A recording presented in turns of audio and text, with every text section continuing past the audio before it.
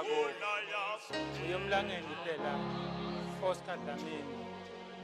Usiya namhlanje mbukeli isonto. Kubheke bengabe siyakhonta nje aloko etayelekile. Kepha ngenxa yemkhuhlane i-COVID-19 uhulumende ubekile imigomo ukuthi wena mbukeli uhlale ngasekhaya. Umsakazo wakho lokuthandako eSwatini TV ubone kuhle ukuthi uhleli lapho ekhaya uyithole inkonzo i-live, si-live umbukeli. Uthi namhlanje mbukeli sila kaManzini ekukhanya okusha Church Zion sibe sikunika inkonzo njengoba yenteka, si-live sikhona ka-YouTube nakhona ungangena si-live, sikhona ka-Facebook nakhona ungangena si-live uyayithola inkonzo. Sibe sikhona lana sishaya ingoma, sikhala ingoma, ikhala ingoma, sikhala nesitimela dasithola mbukeli. Unahlala nje ekhaya uphephe ungayindawo, sitakunika inkonzo njengoba yenteka. Live lenkosi litakuwa la, utathola uhlele ekhaya. Eceleni kwami njenyalo sekunayo umfundisi Reverend Sandiye Dlamini, nami yokunene Nkosi sivusele.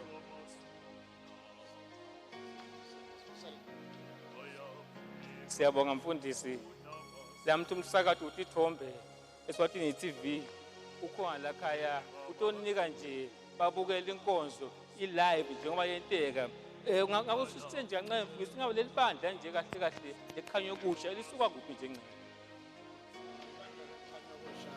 Dlamini libandla letayoni njengoba wade tonke tayoni tiphuma bandleni labonyana.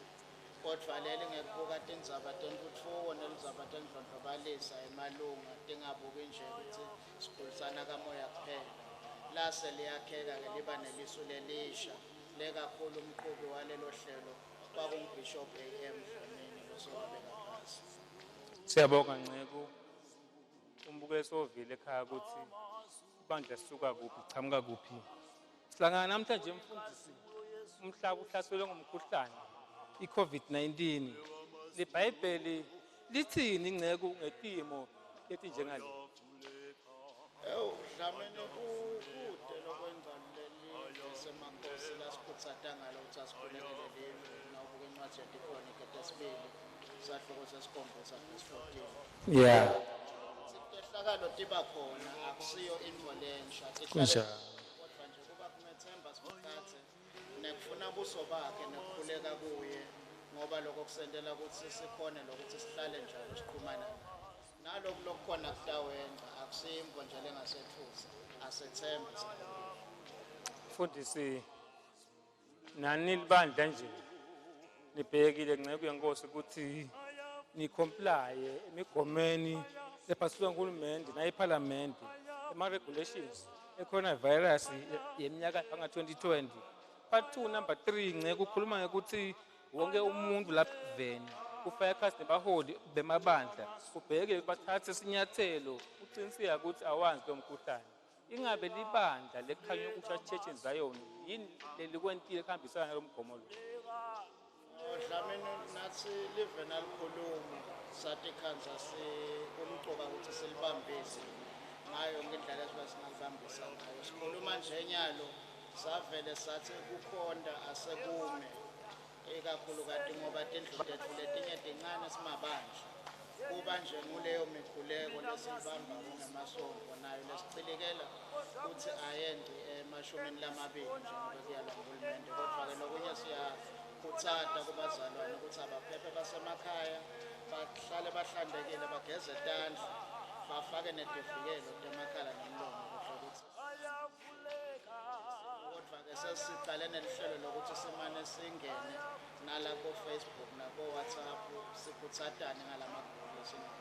Nguleto tindlela esitendile kodwa nje nathi siyabambisa kakhulu ukuthi hlala ekhaya uphephe ungaphumi nakude sidingo.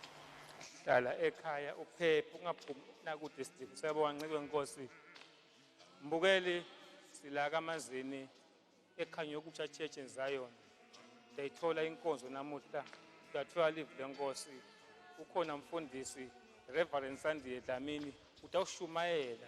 Unahlala nje ekhaya ungayindzawo uphephe mbukeli ngezetandla ngensipho namandla ambako uphephe mbukele ekhaya sitawungena ekwayeni nyalo sitayishaya ingoma emva kwaloko singena evile lenkosi over to you kwaya.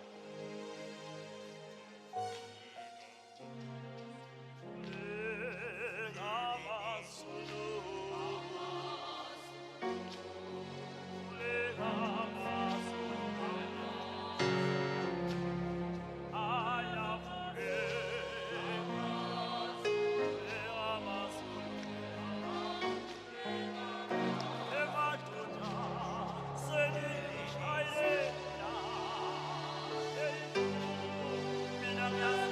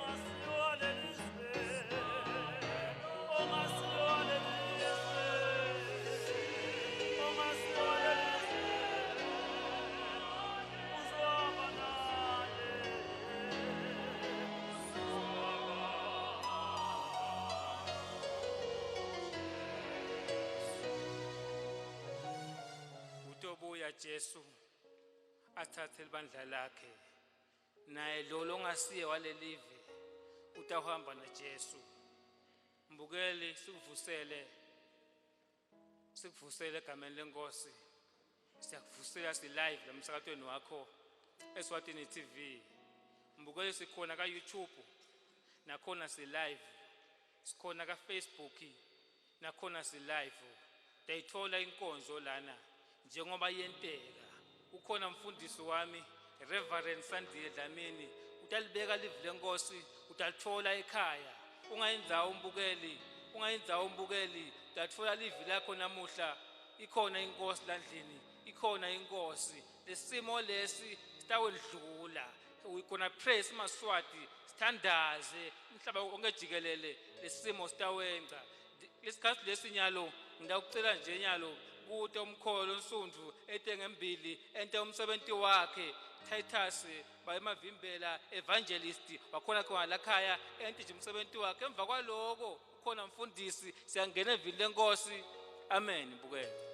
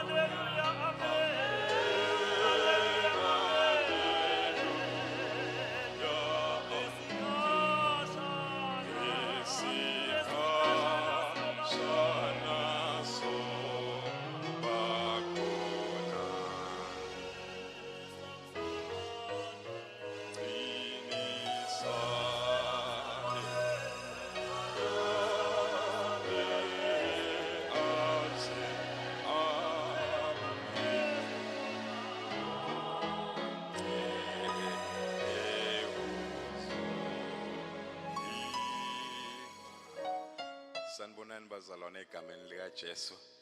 Ngibingelela nalaba semakhaya labasibukelako. Amen. Bathandwa baka Jesu Kristu, umuntu nje usakabonge lesendelwe baholi bale live. Sithi sifo noma ke mhlambe simo selive singavumi ukuthi mhlambe sihlangane ngalendlela le, kodwa na ke baholi bathide ufanele ukuthi singawabeki emalahla azaphole nya. Amen. Umlilo welivangeli sivuthele imihla nemalanga. Sibonga ke ikakhulu baphathi baka Swazi TV kwekusibendele lithuba lelibe impumelelo. Amen. Lengifuna kukusho nje kithi bazalwane ukuthi ukhulumile uhulumende. Amen. Nasendvulo bekakhuluma uhulumende akhuluma ngebantu bakhe. Amen. Khumbula njengalelinye ilanga lapho kwasimo sasibi kuNkulunkulu wathumela indvodza Noah wathi akwakhiwe imikhumbi. Amen.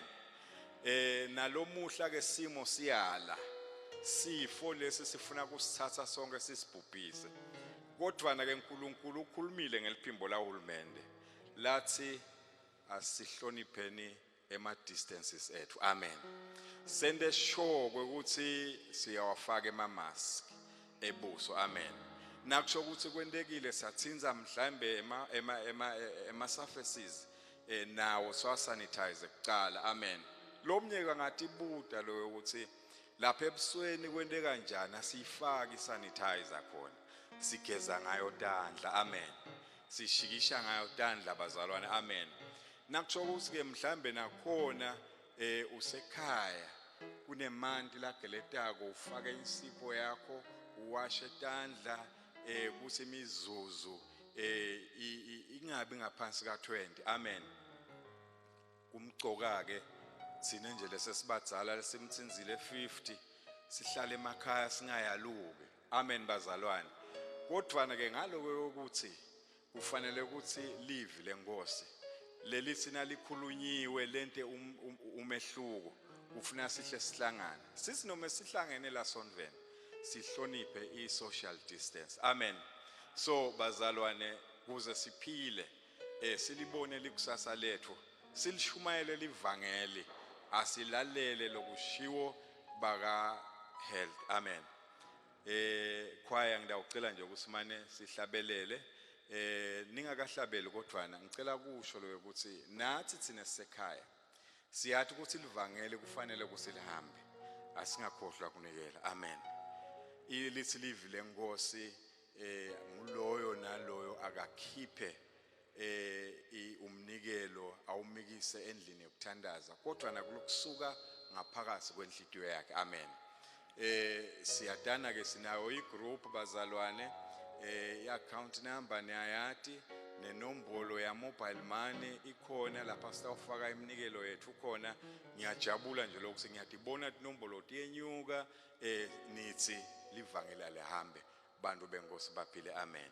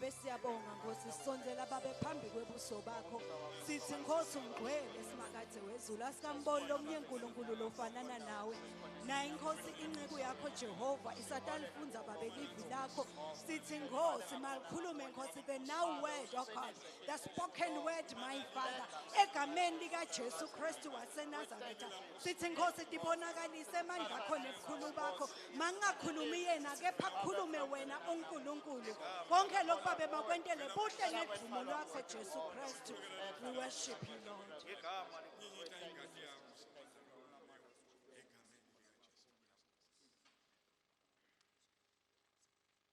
We may take our seat. Singahlala phansi Peace be with the church. kuthula makube sebandleni. I take this opportunity to greet our viewers at home Ngithatha leli thuba kubingelela ababukeli bethu emakhaya. and also recognize the presence of the television crew from Eswatini TV Ngiphinze ngithabele bukhona beSwatini TV and emkhathini wethu. also namuhla. thanking those in the studio. Ngibonge nalabo labasembabane e-studio. We thank their majesties for affording us an opportunity as Kukhanyogosha Zion Church Sibonga emakhosi elive kusipha leli thuba silibandla lekhanya ukusha. through the government of Eswatini Ngahulumende weMaswati. that we could be able to share the word of God Kuthi lamhla besingakhona kuhlephula livi laNkulunkulu. and the mandate of Kukhanyogosha Umsebenzi ke kanye nemsebenzi wekukhanya ukusha. is to disciple the nations Kwelusa umhlaba. in living victoriously Kuphila impilo yekunqoba in the promises of God. etithembisweni taNkulunkulu. It is important though Kumcoka ke to register our unequivocal apologies kuthi sendlulise ukuxolisa kwethu that when we were making our interviews, kuthi lengephandle uma sisenda ama-interviews we missed what we were submitting. kumbeke lokunye lebengikona sikukhuluma kunishile What we were saying is just that we are a church lebe sikusho ukuthi ke silibandla that was established lelasungulwa to ensure that the spiritual perfection kucinisekisa ukuthi kuqondziseka kokamoya kwemuntu also equals the social upliftment. kuthi akube sisekuyashiyana nekuphakanyiswa kwetimphilo tebantfu. And it was an initiative that was driven by the former bishop Lokhu ikwawumsebenzi lo ukade uqhutshwa kakhulu ngowangubishop waleli bandla Bishop A.M. Dlamini. Bishop Amos Dlamini. And we are also working with government as well Sisebenzisa siphindze futhi sisebenzisana nahulumende in ensuring that the laws of the COVID-19 kuqinisekisa ukuthi yonke tincabekelwane nemithetho leseyibekiwe yayi COVID-19 are able to take form and seed. siyakhona ukuthi siyiqinisekise sisachubeka nentshumayelo tethu. That is to say, we encourage our members to live a healthy life Kusho ukuthi siyawakhuthaza emalunga ethu ukuthi aphile impilo lephilile lehlandekile. and apply proper healthcare standards Baphindze balandzelele tonke timiso nemigomo yetemphilo. as advised by the health department. Njengekululeka ngulababuke temphilo eveni. And at the moment, services are at a fixed number Kulesikhathi ke lesibhekene naso se-COVID tinombolo vele siyatinakisisa not exceeding the 20. kuthi tingendluli kuletibekiwe temashumi lamabili. But we want to assure the nation of Eswatini Sifuna ke kuphindze sicinisekise sive saseSwatini that the crisis we are going through, kuthi lesimo lesibhekane naso it is not new.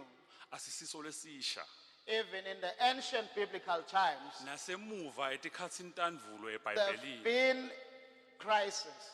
dike tabakhona tehlakalo and God was able to see us through. uNkulunkulu wakhona ukuthi asiphumelelise That's why we don't need to be afraid, kungako namanje asidingi ukuthi besingakhathateki but we need to have faith kodwa sidinga ukuthi sibe nelithemba that the God we serve ukuthi lo uNkulunkulu lesimkhondako is already healing our land. yebo uyaliphilisa live When their majesties were calling for prayer, uma baholi emakhosi elive abita umthandazo they referred us to 2 Chronicles 7:14. bathi asifunze tikhoronike tesibili 47 And what I like about that, lengikuthanda kongaloko if my people, uma bantfu bami what will make this nation to be healed lekutawenda ukuthi lesive siphile is this nation to see itself as God's people. kwenkuthi lesive sitibone sibantfu baNkulunkulu Because when you see yourself as God's child,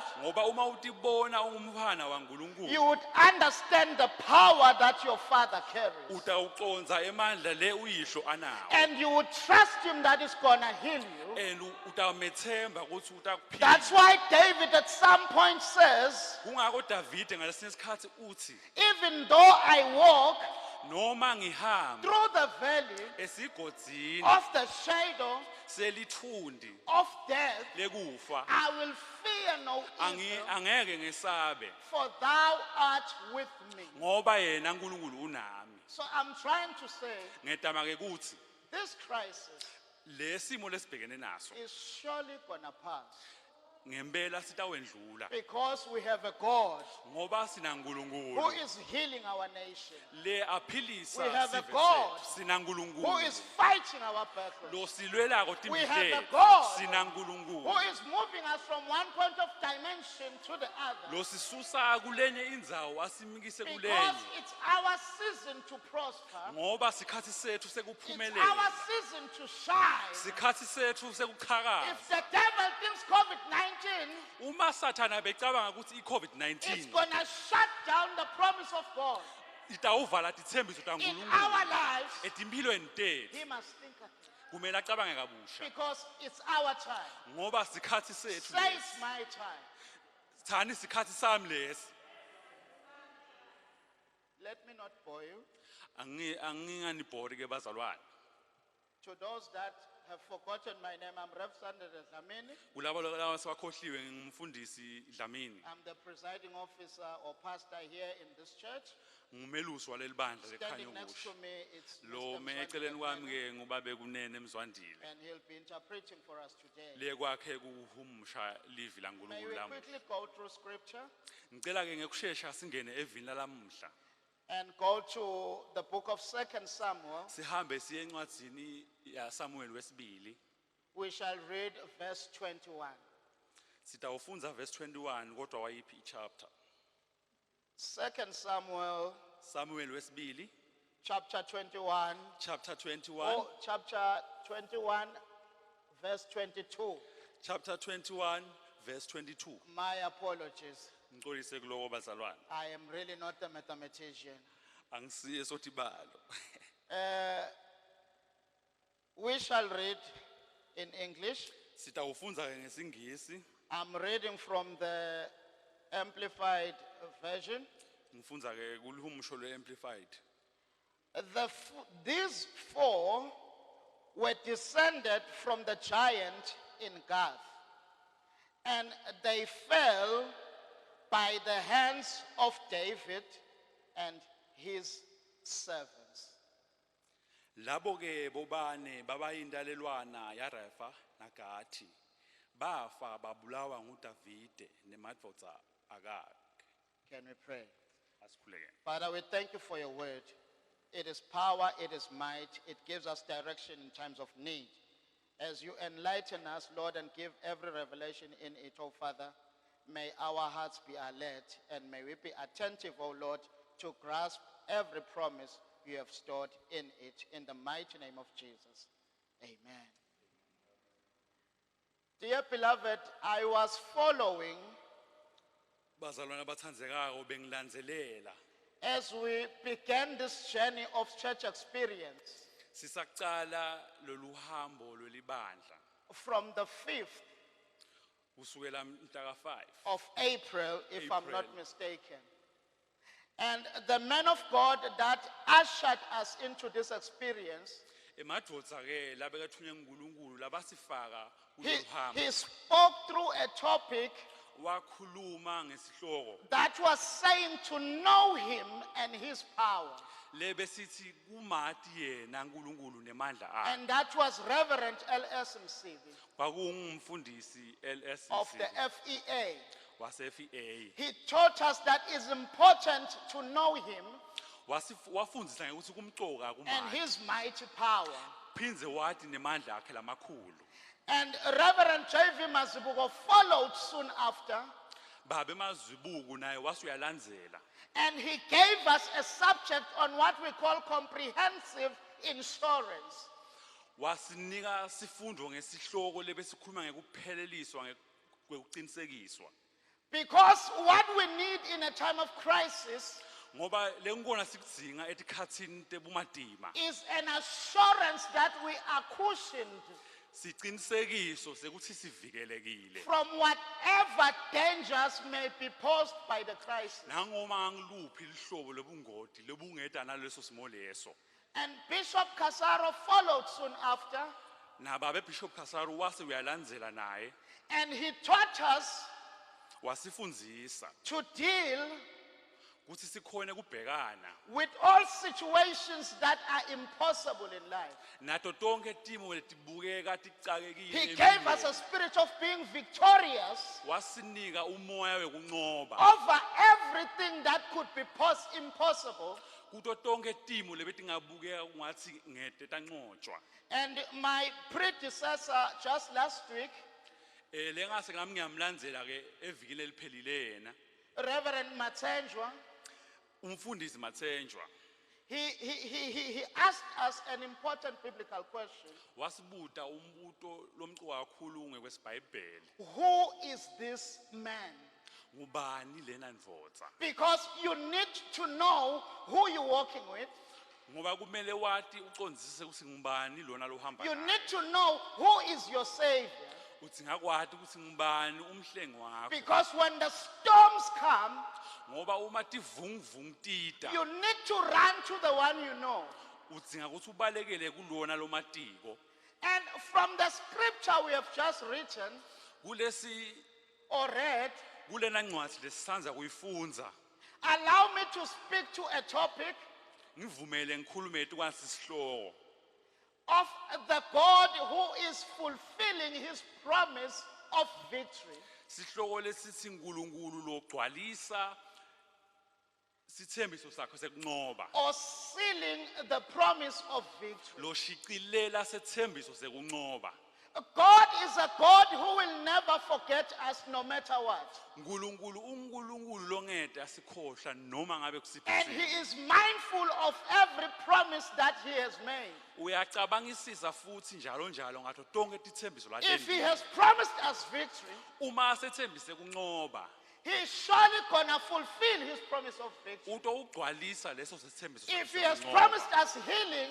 uma asethembise kuphiliswa he's surely gonna fulfill yebo utawugcwalisa the promise of healing. leso sithembiso From the sekuphiliswa scripture we are reading, kulena ncwadzi lesiyifundzile we are reading about David. sifundza ngaDavide David, as a young boy, Davide angumfana lomncane he fought against a giant that was called Goliath. of God. walwa nesidlakela lekwakungolayathi And as a young boy, angumfana lomncane all he knew konke la abekwati nje was God whom he was walking with all the time. kwauNkulunkulu lobeya lokuhamba naye kuto So tonke when he tikhatsi saw this giant defying the armies of God, wathi uma ngabona lesigwahlela sidzelela imphi yaNkulunkulu he was furious in the spirit wakwata ngekhatsi emoyeni and he sought to confront wase ukhetha ukucondzana ngco this giant nale giant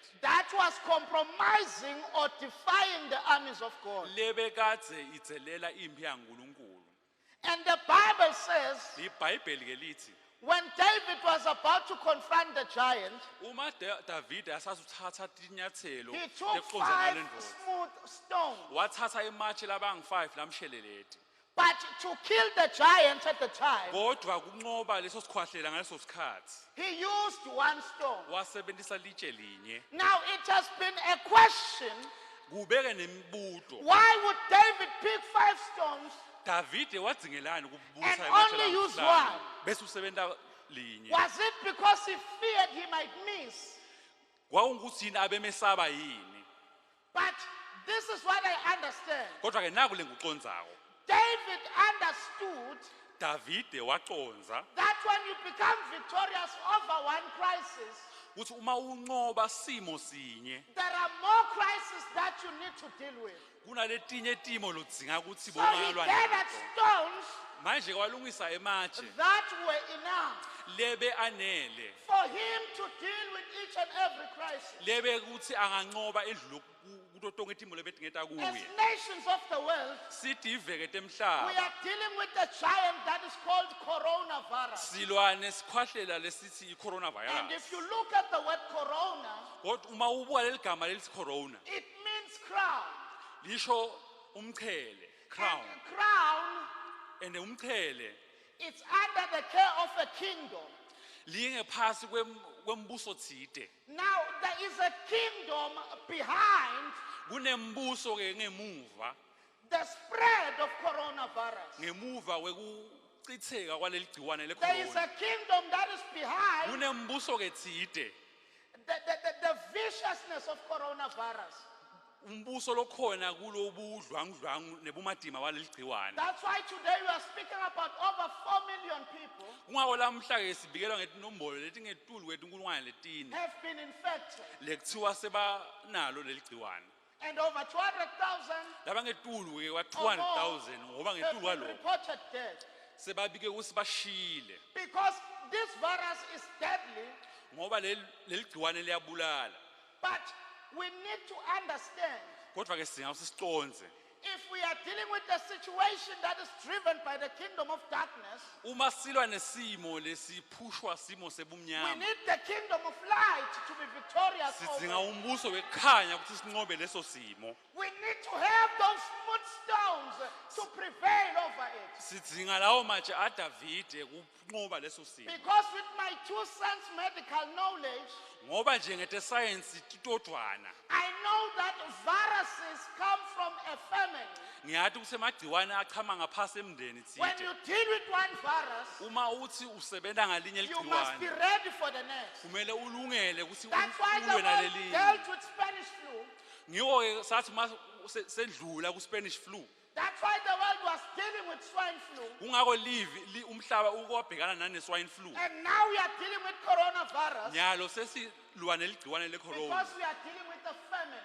ngoba silwa We nemndeni. are dealing with the dynasty of darkness. Silwa nemimoya And we yebunyama. need to have stones Sidzinga ukuthi sibe nematshe. to deal with whatever giant Kuthi sibhekane noma ngisiphi isikhwahlela. that comes on our way. Lebe singeta endleleni yethu. Coronavirus may compromise the economies of the earth, Ligciwane lecorona belingawisa iminotho but we emhlaba. have a stone against it. Kodwa sinelitshe tsine lekulwa It nalo. may compromise mobility, Belingasivimbela kuhamba kwethu. but we have a stone Kodwa against it. sinelitshe lethu lekunqoba. Businesses can be shut, Emabhizinisi bekangavalwa. but we have a stone against it. Kodwa sinelitshe lethu lekunqoba. Churches may be out of meaningful fellowship, Emasonto ke nekuhlanganyela nanako bekungaphazamiseka. but we have a stone. Kodwa sinelitshe lethu. And from where we have read, Lapho sifunze khona livi lamuhla. the scripture is bringing a happy ending. Leli verse lalamhla letha kujabu siphetho lesinenjabulo. Because Israel was attacked by the Philistines, Ngoba sive saIsrael sasihlaselwe sive and semafilisti. each time the Philistines attacked, Ngaso sonke isikhathi lesive semafilisti uma sihlasela there was a aIsrael. giant that was a threat. Kwakunesikhwahlela lebesikaze siyingoti. But because Israel had a smooth stone, Kodwa ngoba sive saIsrael sasinelitshe laso. the first giant even tried to get to David.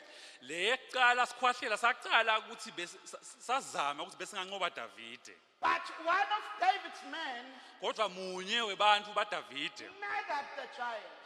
wasibulala leso Let sikhwahlela. me tell you, church, ase nginitshele ke manje it doesn't matter how much coronavirus is affecting you, akunendzaba ukuthi lesimo secorona sesisiphatamise kanganani but you have a partner in the army unemlingani wakho kulempi who's gonna fight for you, lotakulwela who's gonna kill the giant for you. lotakunqobela leso sikhwahlela And when the Philistines attacked again, labo emafilisti athi mangasahlasela futhi there was another giant. kwakunazo lesinye sikhwahlela And when it was defying the armies of God, lapho lasathi masedzelela there impi was yankulunkulu a man to deal with it. kwakunendvodza thite And kulwa it was naso killed. And sabulawa on the third time again, the kulokwesithathu Philistines attacked Israel. emafilisti ahlasela abaka-israyeli But again, God raised the man unkulunkulu nalapho waphakamisa that indvodza defeated the giant. leyancoba leso And sikhwahlela on the fourth time, kwesine futhi there was a strange giant. kwakunalesinye sikhwahlela lebesisikhulu kade The Bible says he had 6 fingers. libhayibheli lithi abe nemiuno lesithupha He had 6 toes. nasetinyaweni kanjalo A fierce giant. i-giant isikhwahlela bese sisabe He kakhulu was feared by the nations of the abe time. satshwa ngito tonke itivita ngaleso He was a sikhathi threat to the nations of the abe time. ingoti kuto tonke itivita Now ngaleso I try sikhathi to look at the word corona. uma ngizama kubuka leli gama It's lesicorona got 6 letters. lina 6 wemaletha It is a scary giant sikhwahlela lesisabekako with 6 fingers, lehlandla nemiuno with lesithupha 6 toes. kanjalo nasetinyaweni But the mistake this giant did, kodwa-ke siphosiso lele sikhwahlela sasenda started defying the armies of the Lord. sase sedzelela impi And yankulunkulu God raised a man by the name of Jonathan, nkulunkulu wasuphakamisa indvodza lekwakuthiwa ngujonatani who went and dealt with this giant. le wasukuma wayowubhekana naleso And it sikhwahlela was the last of the Philistine giants. kwakusikhwahlela sekugcina kulaba bemafilisti Now I'm trying to understand. ngizama ngekuconda David, you took 5 stones davide wathatha ematshe lasihlanu and reserved 4 stones wasebentisa linye kwasala lamane so that your nation, even when we are not in battle, so kuze kuthi sive sakho noma ngabe besingekho empini they can be able to be victorious. bangakhona ukuthi bancobe Church, I'm here to announce today lana ngikhona ukuthi that our bengingamemedela God is sealing kuthi unkulunkulu wethu uyahlabelela the promise of victory. sethembiso sekuncoba God is declaring unkulunkulu uyamemedela COVID-19 as a thing of the past. i-covid-19 kuyintfo God yasemuva is dealing with coronavirus, unkulunkulu yena liqobo sewubhekene naso that lesimo it will remain a tale to be told. kuthi itawusala kuyinganekwane nje Because yekuxoxwa nations are rising, ngoba tive temhlaba tiyaphakanyiswa economies are stabilizing, iminotho iyasimama and fellowship is strengthened. kuhlangana emabandleni kuyaciniswa We are becoming a stronger nation than before. sibative letinemandla than lebesingekhoyitolo We are becoming people who will believe in our land siba bantfu lesibanekwetsemba eveni lethu because we know the God who saves this ngoba land. siyamati lo nkulunkulu lesimkhondako We are becoming people who have learned to be creative siba bantfu lesesifunze kuba nemacebo because we are serving a faithful God ngoba sikhonda nkulunkulu who, when lonesethembiso we are in the midst of a crisis, le uma sekhatsi ebudlwangudlwangini He gives us the opportunity to excel. usinika litfuba He gives lekuphumelela us the privilege to rise. usinika licebo lekuphakama He gives us the moment of shining like before. usinika sikhatsi sekuthi besingachakaza kwendlula And kwayitolo it can echo the word that you are.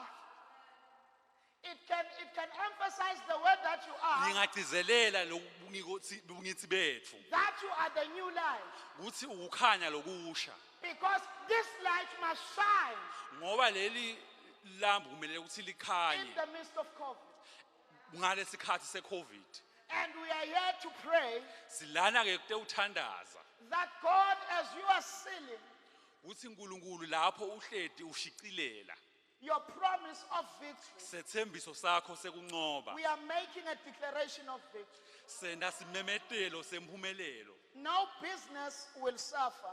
kute ibhizinisi letawutsikabeteka No economy will fall. kute iminotho letawukuwa No ngebuso phasi society will break.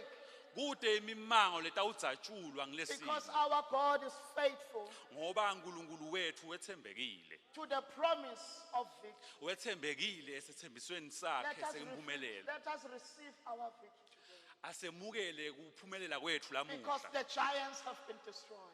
ngoba tonke tikhwahlela Even the setinqotshiwe last giant with 6 fingers and 6 toes. nalesegcina lesinemino lesithupha kanjalo nasetinyaweni naso Even the sinqotshiwe last giant with 6 letters called corona nale giant lenemaletha nayo lasithupha lekuthiwa yicorona cannot succeed against this nation. yanqoba yaphumelela kulesi sive Because we've got a nation that is led by its king to God.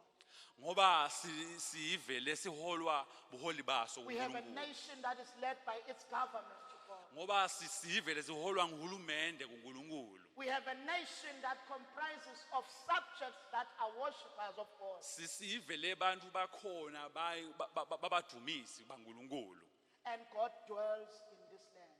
uNkulunkulu uphila kulesi All sive we have to do as we are praying, lekumele sikwendeke sisakhuleka call upon him bita uNkulunkulu and he will hear you. yena utakuva The theme scripture of healing our land lengcikithi lethi philisa live lethu is Nkosi my people uma abantu bami who are called by my name uma babitwa ngeligama lami would humble themselves, batawudithoba seek my face, bafune buso bami and repent from their wicked ways. bese bayaphenduka endleleni I, tabo the Lord in letimbi heaven, will hear their prayer mina enkulunkulu ezulwini ngidawuva imithandazo yabo and heal their land. bese ngiphilisa live labo As we are praying, believe God has healed.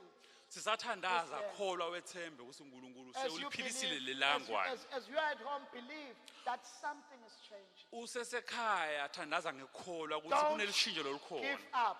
ungaphelelwa ngemandla Can we pray? asikhulekene Father, in the mighty name of Jesus, we thank you for your power. We thank you for your glory. Father, we thank you that you are the Lord who heals. We thank you that you are the Lord who fights and wins our battles. You are the God who has given us victory. And at this moment, Lord, you are sealing it. You are confirming it, Father. Because you are a God who is faithful to his promise, my God. Father, we may not pray like we are wanderers. But Lord, we will pray because we know we are called by your name, oh Father. We stand on that authority. We stand on that ground. Oh Lord, we hear and receive from you, my Father. Lord, we thank you that you are changing the state of affairs in this kingdom, oh Father. We thank you, Lord, that every business shall not suffer defeat, my Father. We thank you, Lord, that the economy of this land will not crumble in the mighty name of Jesus. And we thank you, Lord, that even our brothers and sisters that might have been infected at this point and moment, we send a prayer to their space even right now, my Father. Invade their atmosphere, God, and heal them from this virus. In the mighty name of Jesus Christ. Father, we thank you. We pray for the government, Lord. You have given them a trying task. But Father, as they are leading the nation, as they are managing the affairs of this nation, continue to grant them with wisdom, oh God. Continue to give them ideas that they need to emerge victorious at a time such as this, oh Lord. Don't let even the economy collapse at their hands, oh Lord. But we pray that every giant that is disturbing their fruitful work to be condemned in the mighty name of Jesus Christ. Father God, we thank you. We bring forth their majesties, oh Father. Continue to protect them, Lord, and guide them, oh Father. In the mighty name of Jesus Christ. Oh Lord, as a nation, we cry out unto you because when we cry to a God that is like you, Father, you don't only hear our prayer, but you answer our prayer, Lord. We thank you. Father, we'd like to give you glory and we give you praise, Lord. Like these 4 giants were defeated, Father, we declare that even COVID-19 has been defeated, oh God. As I'm praying, oh Father, I'm standing in a city that has been pronounced an epic center. Father God, I bring about transformation, oh God. This is supposed to be a Christ center, Lord. It can never be an epic center, my Father. Father, we send a word of healing throughout this region, oh God, and every other affected region, my Father. Lord, may you change the state of affairs. Make this situation to be no more. Make it to be a story of the past. All this we pray for in the mighty name of Jesus.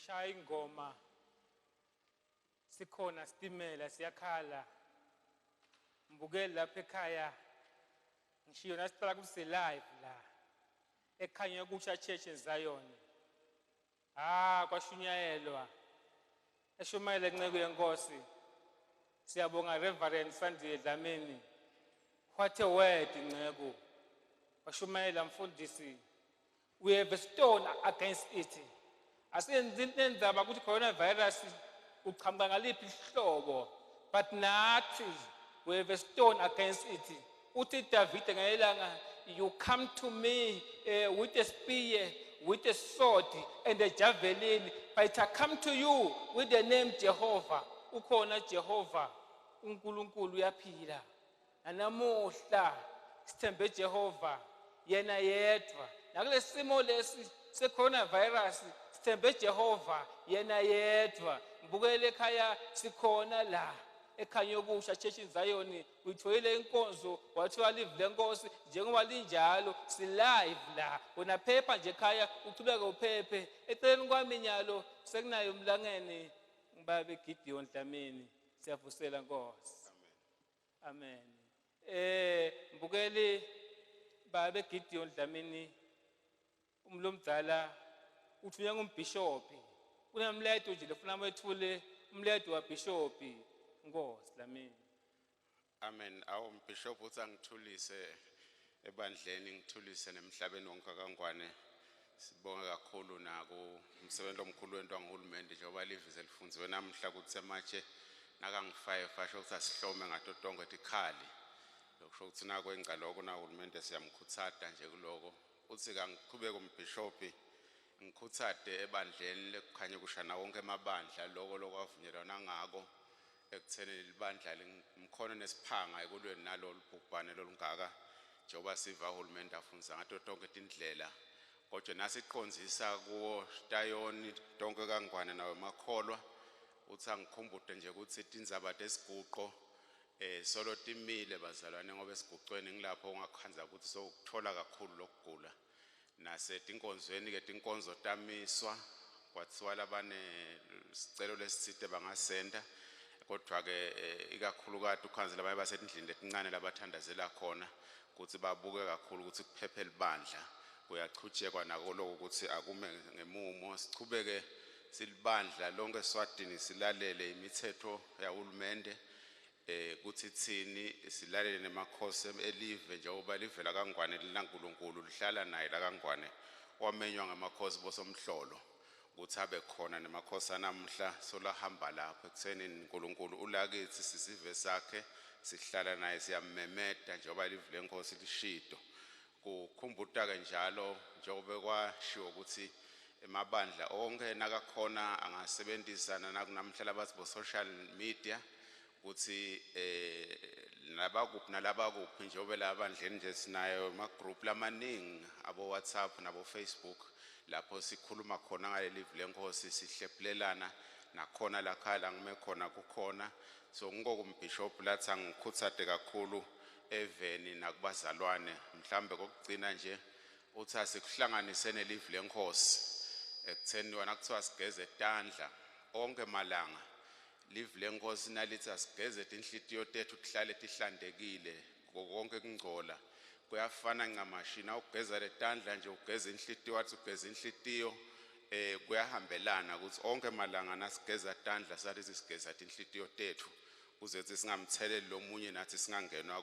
kugula nekukhumbuta ukuthi bazalwane bakhuthale kuthandaza emakhaya njengoba umbishop bekacelile ukuthi akusho ukuthi kumbe uthandaza uNkulunkulu bakhona na usesontweni siyamkhumbula Jesu aphilisa indvodzana elisotsha umphathi wemasotsha angekho nasekhaya wathumela nje umthandazo wathi awu indvodzana yakho seyiphilile nathi la sikhona khona umoya lo ingcelo uyavunga ukuthi umbishop ukhona lapho uyafisela nelive na uhulumende emandla nekuhlakanipha nalabaphethe tempilo nemhlaba wonke ukuthi masinyane litholakale likhambile kulwa nalombulalave phinze kuqhutsheke ukukhanze ethe matshe vele besiwafake asihlanu ukuthi nasishale sithale sinakulandzela lesinye kukhanze ethi live na uhulumende nemakhosi elive emengemumo ukuthi siyawunqoba ngeke livela kaNgwane. Inkosi ihlale ibusisa. Amen.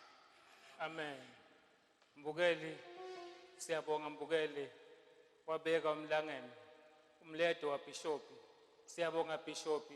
Noma mhlawumbe ungekho la kithi phakathi kwethu basivile bishopi ukuthi wena bishop ushilo ukuthi asihlale nje lapha ekhaya sithandaze. Siyathandaza Mbukeli ekhaya sithandaza nje uNkulunkulu siyamkhonta uthi bishop ke siguqo asesime siguqo siqhubeke sikhonte nje nasikhalanga nje cha sesime sikhalanga sikhonte uNkulunkulu kuphela sithandaze uthi lapha ekhaya wena ungaphila sithi nathi kahle kahle phepha lapha ekhaya la uhleli nje khona ikhona inkonzo ungayindzawo sitakhona sikhonte ngendlela efanele wona nje phepha lapha ekhaya kuphepha kwakho siphephile simaswati nami kuhloba kwami impilo yami Mbukeli ihloba lapha ekhaya uphephe Mbukeli eceleni kwami nje nyalo sekunamake kuledi bidla mini sekuvusiya reverend.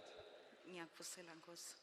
Amen. Amen. Make overseer of the Women Commission make njengelunga lelibandla athini nje mavi akho ungabhekisa kunangi lokho lekhaya lohleli nje ungathola ithuba ukuthi akhonte namhlanje lana basiyati ukuthi nje inyama ifuna kondliwa ngelivi ifuna kondliwa njalo umoya uyadinga nje ukuthi uthole livi lenkosi noma simo sinje semkhuhlane iCovid-19 ungathini ma?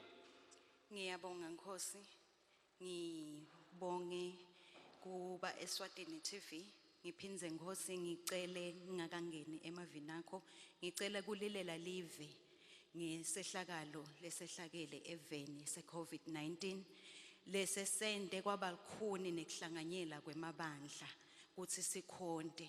Kepha ke siyambonga eSwatini TV lo wende kwabamelula emakhaya kwekuthi sikhone kukhonta nga-Experience Church. Amen.